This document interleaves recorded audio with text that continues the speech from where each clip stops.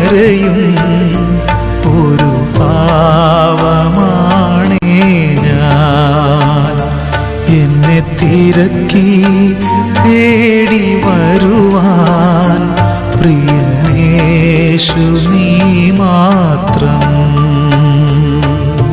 ക്രൂശിൻ നിഴലിൽ നീറും മുറിവിൽ മനം പാടി നിൻ സ്തോത്രം.